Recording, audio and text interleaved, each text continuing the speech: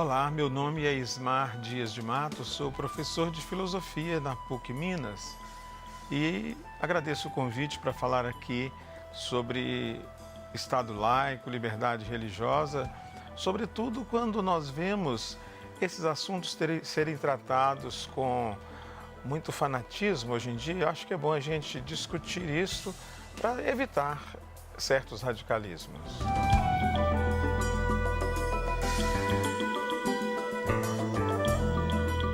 Meu nome é Mauro Passos, eu sou professor da UFMG e pesquiso a área de antropologia e religião.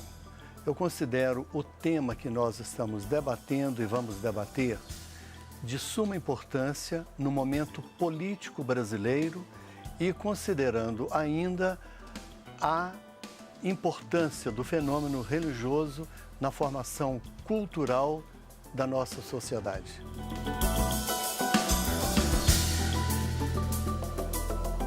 Olá, meu nome é Rogério Monteiro, eu sou professor de Direito Constitucional na Faculdade Dom Helder Câmara.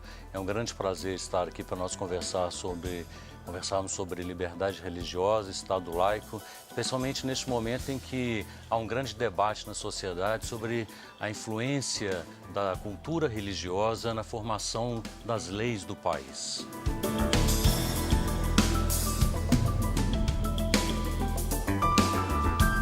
E eu sou Jair Stacanelli e bem-vindo ao Horizonte Debate.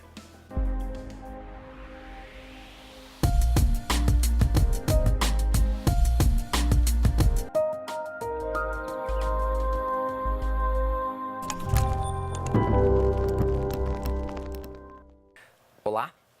A religião como fenômeno humano acompanha o homem desde seus primórdios, fazendo parte do íntimo de cada indivíduo. O Brasil é um Estado laico, o que significa neutralidade no que se refere à religião. Portanto, é fundamental a liberdade de crer ou não crer. Hoje, o Horizonte Debate discute até que ponto há liberdade religiosa no Estado que se diz laico. Rogério, o que vem a ser, dentro do espectro do direito, liberdade religiosa e Estado laico? Bom, acho que essa é uma questão bastante pertinente para nós conversarmos, porque as pessoas têm confundido, têm discutido muito sobre essa questão da laicidade. Muita gente fala o Estado é laico, mas não é ateu, etc. Há às vezes, uma certa confusão. O Estado laico é o Estado que não adota oficialmente nenhum sistema de crença. Isso implica a considerar que só vão ser tratados como válidos aqueles atos, aquela formação das leis mesmo, que não obriguem a nenhum sistema de crença. O Estado, ao contrário do que já aconteceu até no século XIX no Brasil, não tem, portanto, nenhuma religião como sendo considerada uma religião oficial. As pessoas têm liberdade religiosa no sentido de elas poderem escolher professar alguma fé ou, inclusive, também não professar. O Estado laico é uma garantia tanto para a multiplicidade de sistemas de crença, como também a liberdade religiosa, no sentido da pessoa poder escolher seguir alguma religião ou não seguir uma religião. Mauro, qual que é a importância de se ter liberdade para crer? Veja só, a importância é que você opta por uma religião. Você não é forçado a seguir aquela religião que o Estado impõe ou que, no período anterior ao Estado moderno, o rei impunha e a sociedade acabava cumprindo e seguindo a religião do rei.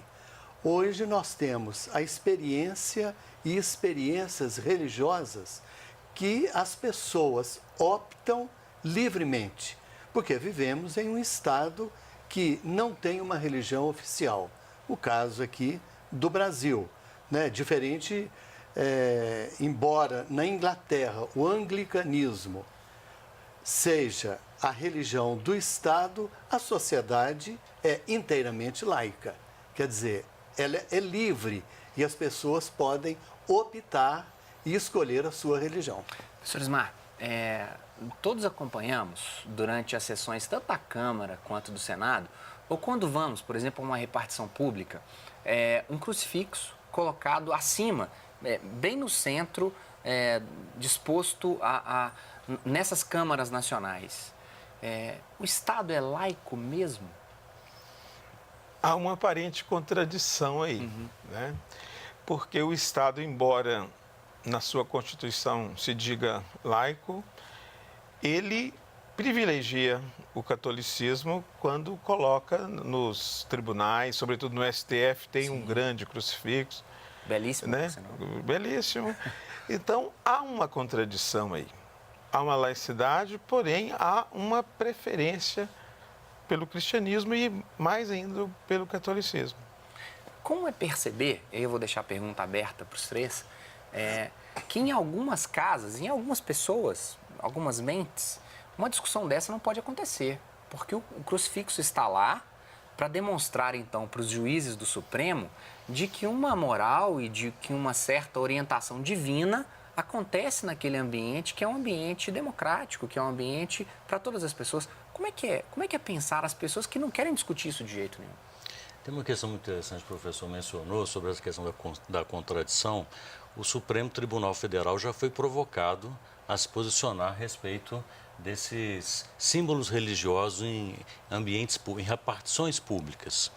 Bom, a posição do STF foi de afirmar que esses símbolos eles representam algo da cultura brasileira e não especificamente de uma determinada religião. É claro que esse é um argumento que foi bem construído, foi bem desenvolvido, mas eu estou inteiramente de acordo com o professor que a própria decisão é um argumento construído a partir de uma preferência. Né? Nós não sabemos, por exemplo, se outras manifestações religiosas poderiam ocupar esse mesmo espaço com seus símbolos. Se um cocar indígena for colocado lá, se ele seria também disposto, bem aceito, ou a representação de um orixá ou algo Exatamente. desse tipo, né? Mauro, por favor. Veja só, a questão, eu colocaria um novo elemento nisso, que é a questão do poder. Considerando as diversas religiões que nós temos, mesmo no cristianismo e nas religiões não cristãs, o catolicismo, ele se impõe aqui muito mais do que outra religião. Por exemplo, nós temos aqui um núncio, que é o representante do Papa. Embora ele tenha um poder político De embaixador? de embaixador, na realidade, ele tem uma representação religiosa muito forte. Né? É interessante que na década de 30, houve uma manifestação em Minas Gerais contra as imagens nas escolas públicas, no sul de Minas, e elas foram retiradas. No entanto, um mês depois, foi feita uma grande celebração com o retorno das imagens para as escolas. Quer dizer, o imaginário religioso católico, ele constitui um pouco o nosso DNA, eu diria isso.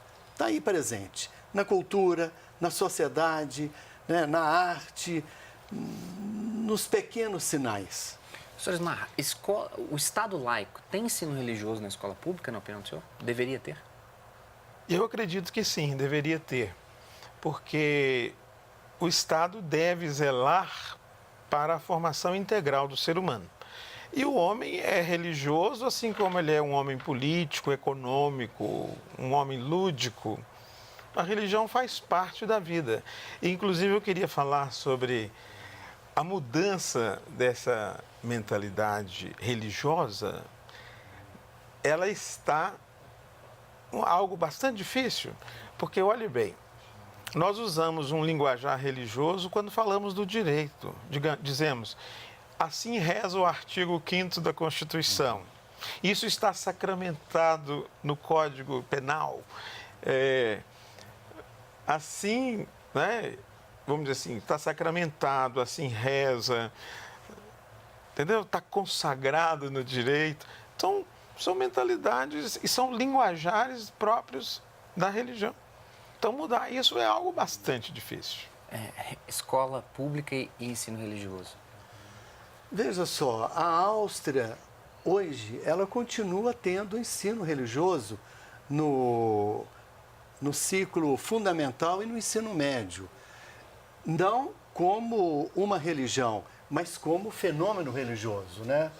E a Alemanha, mesma coisa. Embora no Brasil a gente tenha caminhado um pouco nesse sentido, né, para abrir o significado do ensino religioso, principalmente na rede pública, o significado é justamente esse, é a valorização, a compreensão daquilo que é transcendente ao próprio ser. Mauro, Ismar, Rogério, imagina o professor de ensino religioso da escola pública ser aquele agente que congrega a escola junto dos diversos centros religiosos em volta da escola. Ele conversa com o pastor que visita a escola com frequência, com o pároco que visita a escola com frequência, com o diretor do centro espírita, do centro de Umbanda. Ele faz uma amarração social, colocando a escola no centro e trazendo figuras que são da vida do domingo dessas crianças para frequentarem a escola.